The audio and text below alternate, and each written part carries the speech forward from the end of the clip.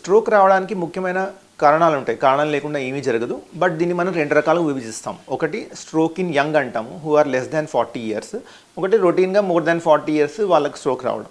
దీనిలో ముఖ్యంగా first stroke in young కొంచెం పక్కన పెట్టుకుంటే, మనము స్ట్రోక్ ఇన్ పెద్దవాళ్ళలో చూసుకుంటే ఏమవుతుందంటే, మనము ఫర్ ఎగ్జాంపుల్ స్మోకింగ్, చాలామంది స్మోకింగ్ చేస్తూనే ఉంటారు, chain smokers. Smoking is one of the main risk factor for the stroke. రెండోది వచ్చేసి ఆల్కహాల్. కొంతమంది నేను బియర్ తాగుతాను, అది తాగుతాను అంటే, బట్ యూజువల్గా any kind of alcohol is it self another independent risk factor. తర్వాత వచ్చేసి ఈ చాలామంది high calorie food, fatty food తీసుకుంటున్నారు. దానివల్ల ఏమవుతుందంటే కొలెస్ట్రాల్ బాగా పెరిగిపోతుంది. కొలెస్ట్రాల్ పెరగడం వల్ల శరీరం లోపల మన రక్తం చాలా చిక్కగా అవడం వల్ల అది కదలిక తగ్గిపోతుంది.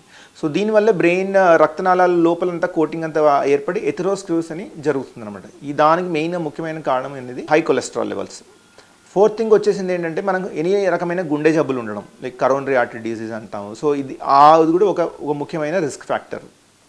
నెక్స్ట్ వచ్చేసి షుగర్, డయాబెటీస్ మెలిటస్ అంటాము, అదొక main risk factor. Then hypertension, blood pressure ఎక్కువ ఉండడం వల్ల ఈ రక్తనాళం లోపల ఎండోథీలియం అని ఉంటుంది, అది డ్యామేజ్ అవుతుంది, అది హార్డ్గా అయిపోయి దాన్ని రక్తనాళం మూసుకుపోవడం జరుగుతుంది. సో దీనివల్ల బ్లడ్ సర్క్యులేషన్ అనేది ప్రాబ్లం అవుతుంది. దీంతోపాటు చాలామంది గమనించేది ఏంటంటే గురక, అబ్స్ట్రక్టివ్ స్లీప్ యాప్నియా అంటాం. ఇది కూడా one of the major risk factor. ఆ సమయంలో మనకి బ్రీతింగ్ ప్రాబ్లం వచ్చి పేషెంట్కి high level of carbon dioxide జరిగి ఆక్సిజన్ లెవెల్ తగ్గిపోవడం జరుగుతుంది. దీంతోపాటు ఇంకోటి ఏంటంటే మనం చూసుకోవాల్సింది ఫిజికల్ ఇన్యాక్టివిటీ. అంటే మనం శరీరం చాలా అంటే మనుషులు చాలా లేదే, ఇప్పుడు ఎక్కడ కూర్చుంటే అక్కడ కౌచ్ పొటాటోస్ లాగా అయిపోవడము, యాక్టివిటీ చేయలేకపోవడము, ఎక్సర్సైజ్ చేయడం మర్చిపోవడము, డైలీ నెంబర్ ఆఫ్ నేను ఇంత దూరం నడవాలి, ఇన్ స్టెప్స్ చేయలేను అనే వాళ్ళందరికీ ఇది కూడా one of the major risk factors, ఈ ఫిజికల్ ఇన్యాక్టివిటీ. ఎవరైతే ఈ మల్టిపుల్ ఫ్యాక్టర్స్ ఉంటాయో వాళ్ళందరికీ స్ట్రోక్ వచ్చే రిస్క్ చాలా ఎక్కువ ఉంటుంది.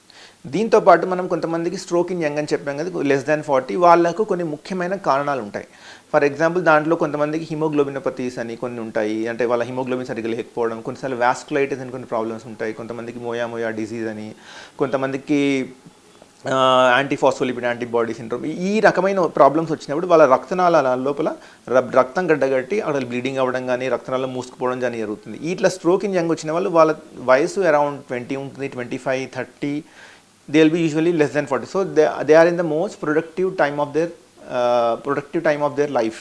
సో అలాంటి వ్యక్తి కనుక స్ట్రోక్ వస్తే ఫ్యూచర్ లాంగ్ లైఫ్ అంతా డ్యామేజ్ అయిపోతుంది. They will be dependent on the parents and they will not be burden on the society. So ఇవన్నీ వాటికి ట్రీట్మెంట్ ఉంటుంది. త్వరగా కనుక్కొని ట్రీట్మెంట్ తీసుకుంటే చాలా బాగుంటుంది.